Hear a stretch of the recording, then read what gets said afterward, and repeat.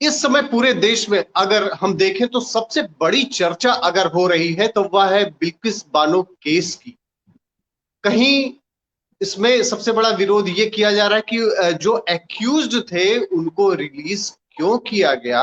दूसरा जो सबसे बड़ा इशू जो निकल कर आ रहा है उसमें ये कहा जा रहा है कि जो आरोपी थे जिनको सजा मिली उनको निकलने के बाद में उनको जो है मिठाई खिलाई जा रही। ये जो तस्वीरें हैं ये किस तरीके से सारे मामले को प्रेजेंट करती। क्या जो एक्यूज्ड हैं, जो रेप के आरोपी हैं, जो सजा याफ्ता रहे हैं, उनका इस तरीके से महिमा मंडन किया जाना क्या सही है? बिल्किस बानो का केस क्या था? क्या उनको न्याय मिल पाया? क्या कानून ने अपना पूरी तरीके से काम किया? और अगर ये जो मुद्दा उठाया जा रहा है इसके पीछे क्या सोच है? कहीं ऐसा तो नहीं कि बिल्किस बानो को सामने रख के और एक विंग जो है पूरी तरीके से हमलावर केवल सरकार पर और खास करके मोदी पर हो रही है। इन सब के बीच में हम चर्चा करेंगे और इन सारे केसेस में जो भी सारी डिटेल्स, जैसा कि आप देख पा रहे हैं हमारे साथ में है शिव कुमार द्विवेदी। और शिव कुमार द्विवेदी से हम जानेंगे कि ये केस क्या था और जो रिलीज किए गए हैं एक्यूज्ड ये कैसे रिलीज किए गए, क्या कारण था और उसके बाद का जो सिनेरियो हो रहा है उसके पीछे क्या कारण है। विरोध जो हो रहा है क्या वाकई में विरोध है या निशाना कहीं और है? और दूसरी चीज क्या न्याय मिल पाया? इन सारे उसके बीच में शिव कुमार द्विवेदी जी आपका बहुत बहुत स्वागत है। और मैं हूं राजीव और आप देख रहे हैं आपकी खबर। और आगे जो हम डिटेल जानेंगे वो शिव कुमार द्विवेदी जी से जानेंगे। द्विवेदी जी ये बताइए जो कि तस्वीरों में दिख रहा है, जो सोशल मीडिया में ट्रेंड कर रहा है उसमें सबसे ज्यादा यही ट्रेंड कर रहा है कि जो बिल्किस बानो केस में जो एक्यूज्ड थे वो जब बाहर निकलते उनको माला पहना जाता, उनको मिठाई खिलाई जाती है, उनके पैर छुए जाते। क्या इस तरीके से महिमा मंडन क्या किया जाना ये सही है? धन्यवाद राजू जी। पहले तो आपने दो विषय रखे हैं। एक तो ये कहा है कि आपने विषय रखा कि क्या उनको माला पहना जाना ठीक है या नहीं है, तो मैं इसका पूरी तरह से खंडन करता हूं कि माला पहनाना अच्छी बात नहीं है। किसी भी अभियुक्त को अगर आप माला पहनाते हैं तो बिल्कुल भी ठीक बात नहीं है। लेकिन आप इस पूरे प्रकरण बिल्किस बानो की प्रकरण की पृष्ठभूमि में हम आपको जाना पड़ेगा और तभी हमारे आपके दर्शक ये समझ पाएंगे कि आखिर बिल्किस बानो केस है क्या। आपको ये बता दें कि बिल्किस बानो केस ये था कि 59 कार सेवकों को 2002 27-28 फरवरी की रात जिस प्रकार उन्हें जिंदा जलाया गया पेट्रोल डाल करके गोधरा के स्टेशन पर, उसकी क्रिया की प्रतिक्रिया स्वरूप पूरे गुजरात में दंगे हुए और उन दंगों में ही एक क्षेत्र था जिसका नाम था ददोहा। ददोहा में उस वहां पर जो दंगा हुआ उसमें बिल्किस बानो के परिवार में कुछ 17 लोग थे। 17 में एक उनकी बेटी भी थी जिसकी हत्या हुई। और बिल्किस बानो को ये कहा जाता है कि उस समय वो 5 मंथ की प्रेग्नेंट थी और उनके साथ गैंग रेप हुआ। गैंग रेप होने के बाद उनके अंबिका राधिकापुर पड़ता है एक इलाका 270 किलोमीटर दूर अहमदाबाद से। वहां पर ये खेतों में थी और इनके परिवार के और लोग भागे उस गांव से छोड़ करके। और ये मतलब जो बताया गया अब तक जो न्यायालय की प्रोसीडिंग में भी है ये चीजें, तो ये वहां से भागे और वहां पर इनको एक आदिवासी महिला ने कपड़े दिए, इन्होंने कपड़े पहने और उसके बाद में जाकर के वहां पर थाने पर रिपोर्ट दर्ज कराई गई। वो आदिवासी महिला कौन थी? हिंदू थी। ठीक है, वहां पर जब ये रिपोर्ट दर्ज कराने गई तो वो कौन था? वो गोविंद भाई गोरे था। ठीक है, वहां पर जो थाना अध्यक्ष था उसके ऊपर इन्होंने क्लेम किया कि साहब इसने मेरे पार्शलिटी की, मेरी रिपोर्ट नहीं दर्ज की। उस पर सुप्रीम कोर्ट, उस पर न्यायालय के आदेश पर उसको सस्पेंड किया गया 3 साल बाद। समझिए आप। अभी आपने एक प्रश्न किया था कि क्या उनको न्याय मिला? बिल्कुल न्याय मिला। मैं कहना चाहूंगा बिल्किस बानो के प्रकरण में पूरी तरह से न्याय मिला। और जिस गुजरात के दंगों को लेकर के जिस प्रकार प्रधानमंत्री नरेंद्र मोदी पर आक्षेप लगाए गए, यहाँ से लेकर के सुप्रीम कोर्ट तक कई याचिकाएं दाखिल की गई। अच्छा देखिए, एक बीच में मैं आपको टोक रहा हूँ। सबसे पहले ये बताइए कि ये जो केस था, बिल्किस बानो का केस था, ये कैसे कहां कहां तक पहुंचा? और दूसरा पॉइंट, नंबर 2 पॉइंट ये है कि जो एक्यूज्ड जो है रिलीज किए गए वो कैसे किए गए, ये प्रोसेस थोड़ा सा आपकी खबर के व्यूअर्स को बताइए। मैं बताना चाहूंगा कि ये बिल्किस बानो का केस 2002 में जब ये मामला आता है सामने, बिल्किस बानो का केस रजिस्टर्ड होता है, उस पर कार्रवाई होती है और सारे लोग लगते हैं। और आपको बता दें कि 2004 में बिल्किस बानो कहती है कि मुझे 20 जगह स्थान बदलने पड़े, मुझे धमकियां मिल रही है कि आप अपने केस को वापस ले लीजिए। तो गुजरात सुप्रीम कोर्ट के निर्देश पर सीबीआई मुंबई के ट्रायल कोर्ट में इसको भेजा गया और सीबीआई की मुंबई ट्रायल कोर्ट ने 2004 से लेकर 2008 तक सुनवाई की।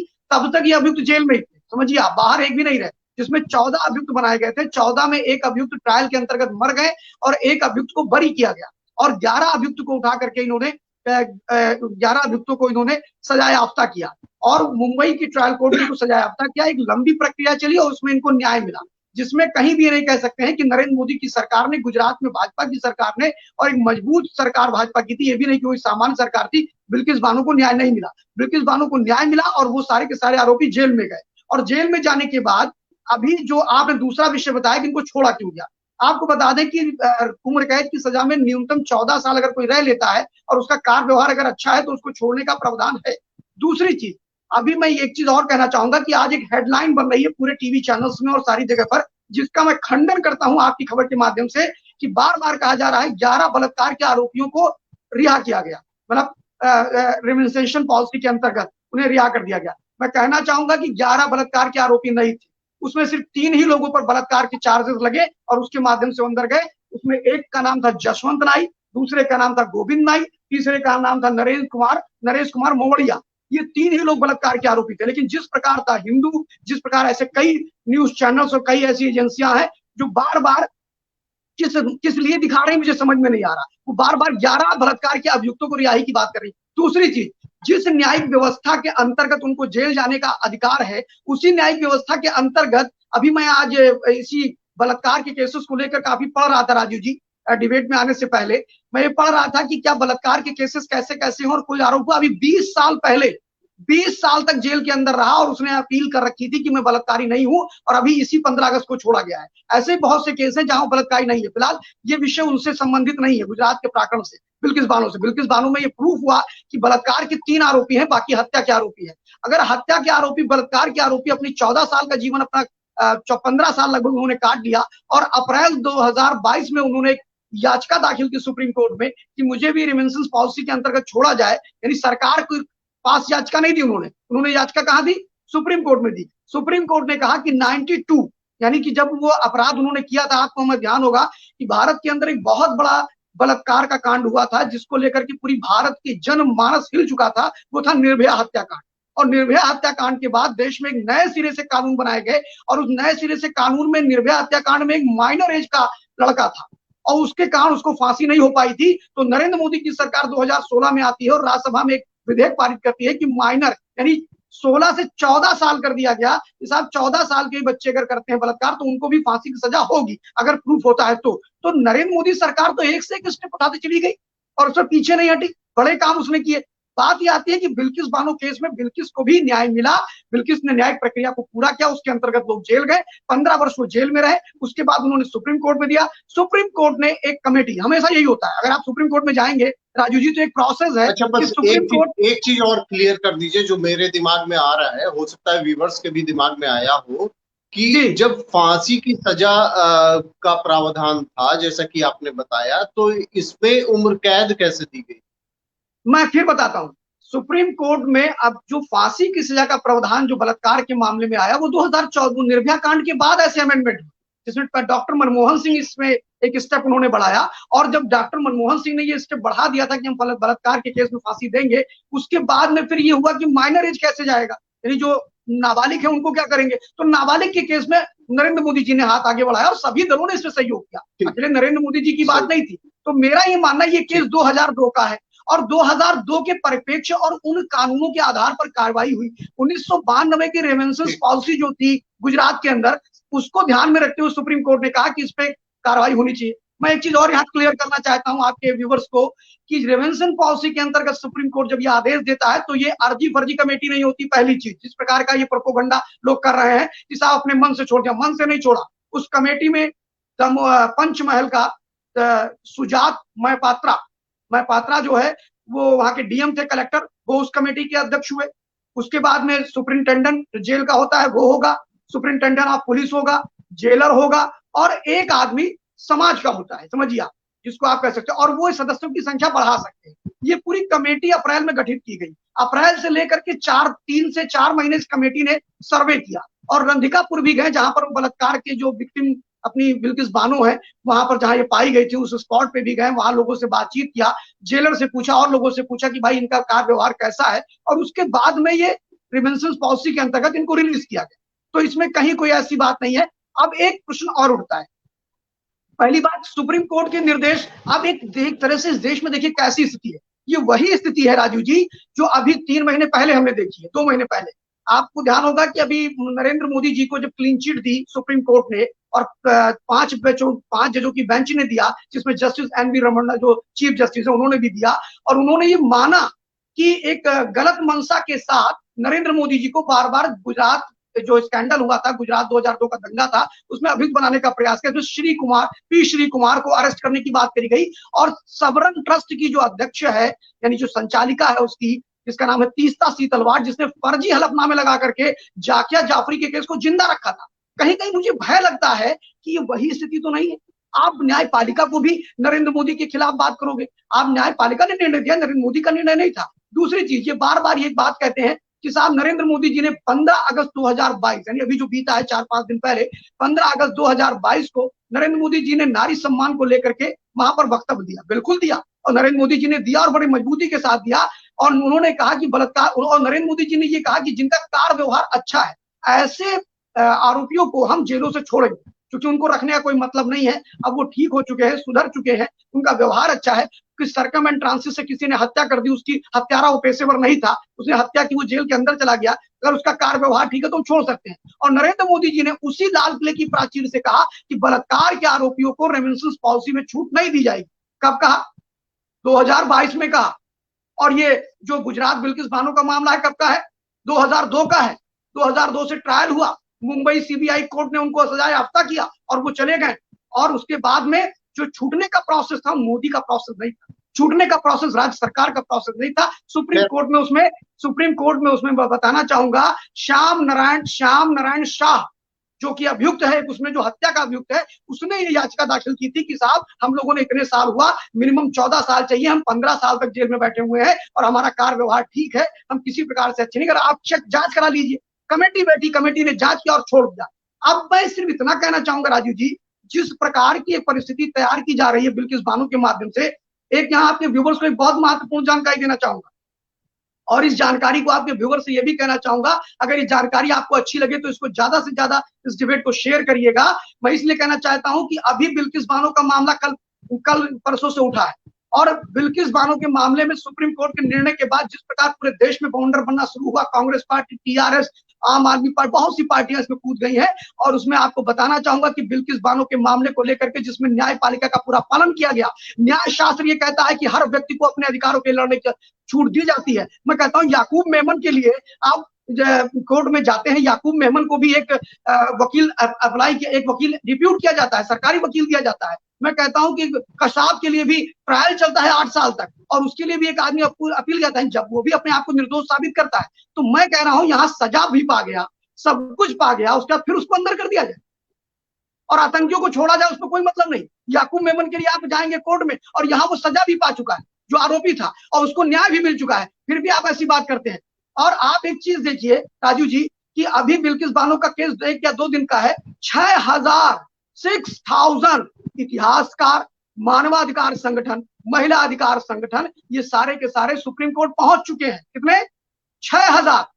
6,000 लोग वहां पहुंच चुके हैं अपनी अपील को लेकर के। अब वो सुप्रीम कोर्ट के विवेक पर निर्णय करता है कि वो कितने लोगों की याचिकाओं को स्वीकार करेगा और कितनों को अस्वीकार करेगा। ये बड़ी विचित्र बात है।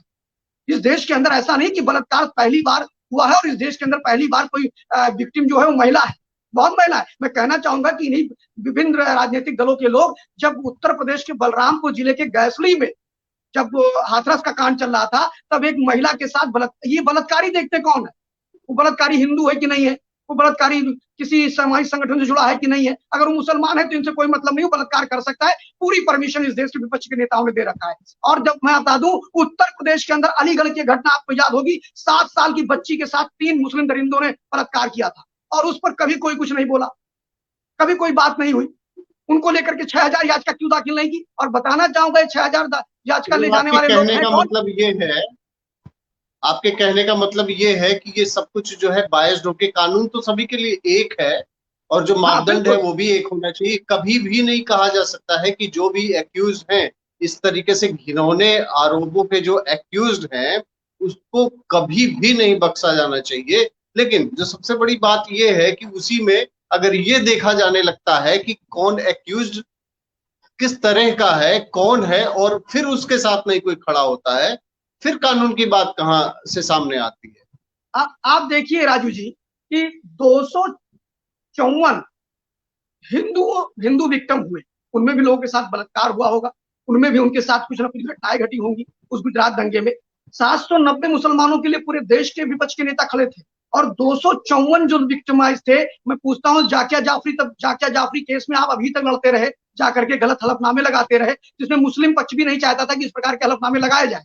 और एक चीज आप देखिए कि इनमें जाने वाले लोग कौन है, उनके नाम आपके व्यूअर्स जान जाए कि जो 6000 का केस, 6000 का नाम तो मैं नहीं बोल सकता यहाँ पर, लेकिन कुछ ऐसे प्रमुख लोग हैं जिनको आप जानते हैं, जो टीवी चैनल्स पर आते हैं और बार बार वो भारत की सेना को अपमानित करते हैं, बार बार वो भारत के न्याय तंत्र को कटघरे में खड़ा करते हैं अगर उनके अनुसार न्याय नहीं हो रहा है तो। आप बताइए, यही वो लोग थे ना जो कहते थे अभिव्यक्ति की स्वतंत्रता की हमें हिमायत करते थे। ये वही लोग थे ना कि न्यायपालिका से न्याय आने तो श्री राम जन्मभूमि का। ये वही लोग थे ना जब भारत के टुकड़े होंगे इंशाअल्लाह इंशाअल्लाह की चर्चा होती थी, तो आप बताइए ये लोग उनको संरक्षण देने का काम करते थे। इसमें मैं नाम बताना चाहूंगा कि कौन कौन लोग बिल्किस बानो के केस में पूरा वीटो लगा रहे हैं और काम कर रहे हैं। इसमें पहला नाम सैयद हमीद का है, दूसरा नाम जफरुल इस्लाम खान का है, तीसरा नाम उमा चक्रवर्ती का है। ये सब कम्युनिस्ट और कांग्रेस पार्टियों से साथ जुड़े हुए हैं और नहीं जुड़े हुए। और एक और नाम आपको बताऊं, हर्ष मंदर, आपने नाम सुना होगा, हर्ष मंदर जो एनएसी काउंसिल थी जो सोनिया गांधी जी की, उसके वो भी उसमें है। इसके अलावा आपको बता दूं सुभाषिनी अली, ये बिगेस्ट नाम है। कविता कृष्णन जो वामपंथी नेता है और महिला अधिकारों की चर्चा करती है, वो भी इसमें है। सुभाषिनी अली को सब जानते हो, कम्युनिस्ट पार्टी की बड़ी नेता है और कानपुर से बिलोंग करती है। तीसरा नाम मैं आपको बताना चाहूंगा मैमून अतुल खान, तीसरा हसीना खान और शबनम हाशमी। साथ में आपको बताना चाहूंगा कि इनमें कौन कौन से एनजीओ काम कर रहे हैं। इसमें काम कर रहे हैं सहेली वुमेन्स रिफॉर्म्स एनजीओ है, उसके बाद में एक गगन महिला एनजीओ है, दूसरा वुमेन AIAWA, ये कम्युनिस्ट पार्टी का एक वुमेन एनजीओ है। ऐसे मानवाधिकार के 50 एनजीओ कम्युनिस्टों ने बना रखे हैं। ये सब मिल करके एक मंच पे आकर के 6000 याचिका 2 दिन के अंदर दाखिल करते हैं। मैं पूछ रहा हूं, यहाँ पर बिल्किस बानो के केस को उठाने पर हिंदू और मुसलमान जैसी बातों का प्रारंभ किसने कहा? भाजपा ने किया क्या? आपने उसको मुसलमान विक्टिम बता करके अब पूरे देश में फिर एक बहस छेड़ दी हिंदू और मुसलमान की, और कल आप आरोप लगाओगे कि भारतीय जनता पार्टी या नरेंद्र मोदी हिंदू और मुसलमान में डिस्क्रिमिनेशन कर रहा है। ये गलत आरोप है राजू जी। और इसी प्रकार अभी एक मैं कमेंट पढ़ा, एक बहुत बड़े नेता है कांग्रेस पार्टी के, और उन्होंने एक बयान दिया कि भारतीय जनता पार्टी जो है वो मोदी जी जो है वो 80 बनाम 20 ना करे। मैं फिर यहाँ वही बात आ जाती है, फिलहाल बिल्किस बानो का मामला नहीं है ये 80 बनाम 20। मैं कह रहा हूं कि जिस प्रकार इस प्रकार के जो वक्तव्य दिए जाते हैं अन्य विपक्षी दलों द्वारा, गैर भाजपाई दलों द्वारा, कि यह सब 80 बनाम 20 पूरा बना दिया मोदी ने। मैं कह रहा हूं मुझे एक बाइट दिखा दीजिए राजू जी, एक बाइट, मेरी विनम्र प्रार्थना है, एक बाइट दिखा दीजिए जिसमें नरेंद्र मोदी जी ने 80 बनाम 20 जैसे शब्दों का प्रयोग किया। मुझे एक बाइट दिखा दीजिए जिसमें भारतीय जनता पार्टी के किसी बड़े नेता ने 80 बनाम 20 का प्रयोग किया हो। सिर्फ एक नेता था जिसकी क्रिया की प्रतिक्रिया हुई, और वह नेता था असदुद्दीन ओवैसी, जो कि भारतीय जनता, जो कि AIM का लीडर है। उसने बाराबंकी में आकर के कहा था कि 80 बनाम 20 है, ये उसने शब्द कहा था, और 80 बनाम 20 वो बोला, और उसकी प्रक्रिया के स्वरूप में अगर योगी आदित्यनाथ जी बोल देते हैं तो इसको हिंदू मुसलमान, वो इशू नहीं है अभी जी, अभी वो इशू नहीं है। अभी तो केवल बिल्किस बानो के बारे में क्या तो केस हुआ था, कैसे सजा हुई, कैसे रिलीज की गई, ये सारी चीजों को आपने बताया था। और अब मैं चाहूंगा कि जो फाइनल कमेंट है आपका वो बताते हुए मैं सिर्फ यहाँ इतना कहना चाहूंगा, आपने डिबेट के प्रारंभ में एक बहुत बड़ा विषय करा कि वहां पर लोग माला पहनाया गया, मिठाई खिलाई गई, जिसका मैंने डिबेट की शुरुआत में ही खंडन किया कि ये बिल्कुल भी कदापि अच्छा नहीं है, क्योंकि भारतीय संस्कृति को मानने वाले हम लोग, हम किसी भी महिला के सम्मान के साथ खिलवाड़ को बर्दाश्त नहीं कर सकते। और ये करके दिखाया गुजरात की सरकार ने, नरेंद्र मोदी की सरकार ने, जो उस समय के तत्कालीन मुख्यमंत्री हुआ करते थे, उन्होंने बिल्किस बानो को न्याय दिलाने के लिए एड़ी की चोटी का जोर लगाया। और शायद यही कारण था कि निष्पक्ष सरकार वहां काम कर रही थी, इसीलिए बिल्किस बानो के अप्रोच पर और मुंबई हाई कोर्ट के कहने पर वहां पर अभियुक्त सजाए आफ्ता हुए और उन्होंने जेल में अपनी सजा पूरी की। न्याय शास्त्र के आधार पर उनको न्याय मिला। लेकिन आप एक देखिए, दो चीजों पर फिर मैं आपत्ति करना चाहूंगा, और ये आपके व्यूअर्स को समझाना चाहूंगा कि अगर मेरी ये बात अच्छी लगे तो इसको ज्यादा से ज्यादा शेयर करिए आप। पहली, 11 बलात्कार के अभियुक्त नहीं है, वो सिर्फ 3 ही है। ठीक, ये एक प्रोपोगंडा फैलाया जा रहा है, 11 लोगों को छोड़ा गया। दूसरी चीज, अभी एक खबर चल रही है, खासतौर पर उसमें एक बहुत बड़ा न्यूज चैनल से जो ब्रेक कर रहा है बार बार, कि साहब इसमें विश्व हिंदू परिषद के लोग हैं। मैं कहना चाहूंगा आधिकारिक रूप से विश्व हिंदू परिषद ने इसका खंडन किया है। विनोद बंसल विश्व हिंदू परिषद के बड़े नेता है, उन्होंने इसका खंडन किया है कि विश्व हिंदू परिषद किसी प्रकार से इस कृत्य का समर्थन नहीं करता है। यानी जानबूझ करके आप विश्व हिंदू परिषद को ले आओगे, जानबूझ के आप संघ को ले आओगे, और जहां पर एविडेंस है याकूब मेमन के खिलाफ, जहां पर एविडेंस है कि कश्मीर में कितने बलात्कार किए गए हिंदू महिलाओं के, कितने लोग आकर के खड़े हुए, मुझे आप बताइए राजू जी कि वहां पर, और कश्मीर छोड़ दीजिए, आज पूरे भारतवर्ष के अंदर मैं ऐसे अनेक हिंदू अपनी बहनों को बता दूंगा जिनके साथ कि इस जिस प्रकार का विभत्स अत्याचार समुदाय विशेष के लोगों ने किया है, उन पर कोई कार्रवाई नहीं होती है, चाहे वो कोई भी हो, और हमने तो उसको न्याय देने का काम किया। मैं पूछता हूं कि आखिर ये इस देश को किस दिशा में ले जाना चाहते हैं विपक्ष के लोग भाई? आखिर आप, और आप देखिए ये इसको 3-4 श्रृंखलाओं से आप जोड़िए। बिल्किस बानो, ना तो बिल्किस बानो के हित की चर्चा हो रही है, ना बिल्किस बानो को जो मिलना था वो मिल गया, बिल्किस बानो को न्याय मिला, लोग गए, सजा याफ्ता हुए, 14 साल उनका कैरियर, 15 साल जो उन्होंने अपराध किया उसका दंड भोगा उन्होंने। मुझे बताया कोई दंड नहीं भोगा, वो बाहर घूम रहे थे, वो बाहर नहीं घूम रहे थे, जेल के अंदर थे। पूरी बिट्टा कराटे जैसे नहीं कि वो उन्होंने 35 साल तक लहू लुहान किया पूरी घाटी को, और लोगों के साथ बलात्कार किया और हत्याएं की, उसके बाद घूमते रहे। ये आज ये जो पारदर्शिता है ना, ये पारदर्शिता कश्मीर में नहीं हुई थी, ये पारदर्शिता गुजरात में हुई है। और मैं फिर कहना चाहूंगा कि बिल्किस बानो के केस में सिर्फ एक आदमी का उल्लू सीधा हो रहा है, वो मोदी विरोध का उल्लू सीधा हो रहा है, और किसी का उल्लू सीधा नहीं हो रहा है। जैसे आप देखिए राफेल का मामला था, राफेल के मामले को ब्रेक करने वाली एक न्यूज एजेंसी है, मैं नाम नहीं लूंगा यहाँ पर उसका, और अक्सर यूपीएससी के जब पढ़ते हैं तो उनसे पूछो बेटा कौन सा न्यूज़पेपर पढ़ते हो, उसी एजेंसी का नाम बता देते हैं। राफेल को ब्रेक करने वाली जो एजेंसी थी मुंह की खाई, और सुप्रीम कोर्ट ने उन्हें भगा दिया कि साहब राफेल में कोई प्रॉब्लम नहीं थी। क्या था भाई? राफेल में कोई प्रॉब्लम नहीं थी, आपने पूरे भारत चलिए उस पे फिर कभी चर्चा करेंगे, लेकिन आपके इस बात में दम है, इस बात में दम है कि बिट्टा कराटे जैसे लोग, खूंखार आतंकवादी जो खुलेआम घूमते रहते हैं, उस पर कभी भी सवाल नहीं उठाया जाता है, लेकिन पूरी सजा काटने के बाद न्याय व्यवस्था के अंतर्गत प्रदत्त अधिकारों के तहत अगर कोई कार्रवाई होती तो सीधे सीधे हर बात में केवल सरकार को घेरने का मौका ही चाहिए। ये लोग उस समय कहां चले जाते हैं? गोधरा कांड में जो शुरुआत की गई थी, बिना मतलब के ऐसे लोगों को जलाकर मार दिया गया था, उस पर सवाल आज तक नहीं उठा। ये कहां चले जाते हैं? ये जितने भी पार्टी वाले हैं और जितने भी संगठन हैं, जितने भी लोग याचिकाएं दायर करते हैं, उनके जो आंसू हैं उसके लिए क्यों नहीं बहते हैं? अगर आपको पारदर्शिता ही चाहिए तो कहीं भी अगर गलत हो रहा है तो उस पर विरोध करना चाहिए, फिर आप जाकर कहीं कानून की बात कर सकते हैं। जी, आप कंक्लूड करना चाहेंगे? मैं अंतिम में कंक्लूजन यही करना चाहता हूं कि जिस बिल्किस बानो के केस में किसी भी प्रकार का न्यायिक अपराध नहीं है, पहली चीज, मतलब वो तर्क संगत, न्याय संगत और न्यायिक प्रक्रिया के माध्यम से वो रिलीज हुए हैं, और मैं उनका बलात्कार के जो प्रकरण है उनमें समर्थन नहीं करता। उन्होंने जो बलात्कार जैसे कुकृत्य किए हैं उसके लिए वो दोषी थे और वो गए, लेकिन बिल्किस बानो के प्रकरण को लेकर के न्यायिक प्रक्रिया के माध्यम से छूटने वाले लोगों के आड़ में नरेंद्र मोदी को गलत कहना, देश के प्रधानमंत्री पर इसका पूरा ठीकरा फोड़ना, ये गलत है राजू जी, ये पूर्णतः गलत है, समझिए आप। और वो न्यायिक प्रक्रिया से छूट गया है, इसको अंडर एस्टिमेट किया जा रहा है, गलत तरह से इसका प्रस्तुतिकरण पूरे देश में किया जा रहा है, ये मेरा कहना है। इन्हीं सब जी, अब मुझे लगता है कि जितनी भी चीजें थी, जो एक कंफ्यूजन था, कई कंफ्यूजन मेरे भी माइंड में था जिसको आपने बताने का प्रयास किया, और इसी तरीके से आपकी खबर के जो व्यूअर्स हैं उनको भी सारी बातें समझ में आई होंगी कि बिल्किस बानो का केस जो था उसमें सजा हुई, निष्पक्ष अगर कार्रवाई ना हुई होती तो एक्यूज्ड जो है वो जेल ना गए होते और उनको सजा ना हुई होती, और उनको ये अधिकार भी था, अपील करने का अधिकार था, सभी करते हैं, तो उनको भी अधिकार ये था कि उस केस में सुप्रीम कोर्ट के आदेश के बाद फिर ये कार्रवाई की गई है, तो इसमें सारी प्रक्रियाओं का पालन किया गया। लेकिन ऑब्जेक्शन एक बात पर ये उठता है, जिस पर आपने भी इस बात का वो किया है कि इस तरीके से महिमा मंडन किसी भी, ठीक है सजा काटी उन्होंने, सजा याफ्ता हुए, कोर्ट ने गलत पाया था तभी जो है उनको सजा दी गई थी, और इस तरीके से निकलने के बाद में, कोर्ट से बाहर, जेल से बाहर आने के बाद में महिमा मंडन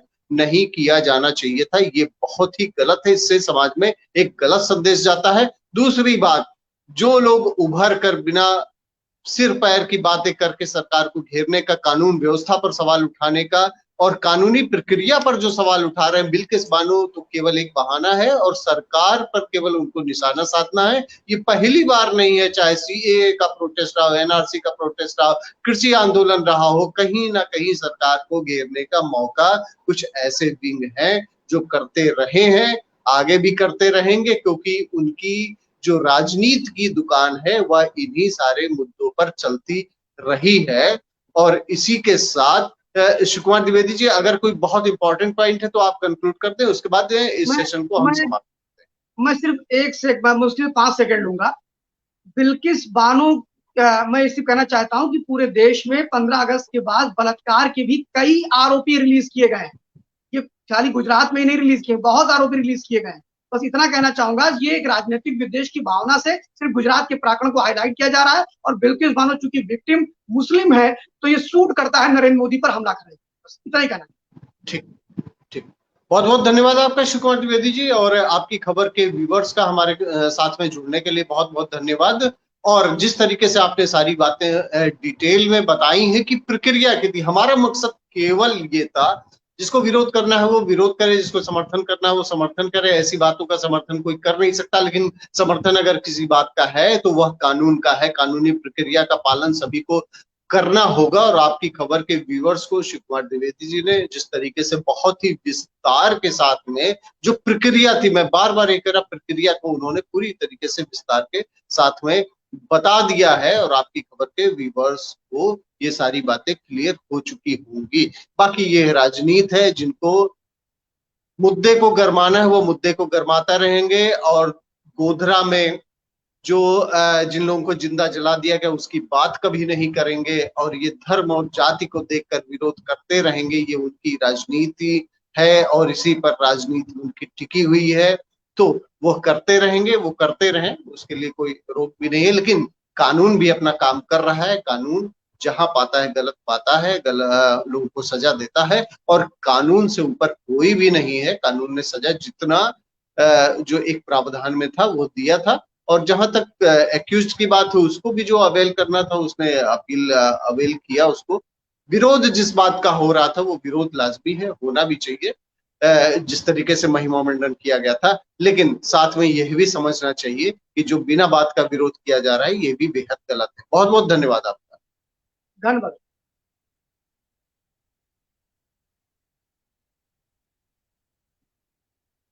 बैटरी बिल्कुल एंड होने वाली है।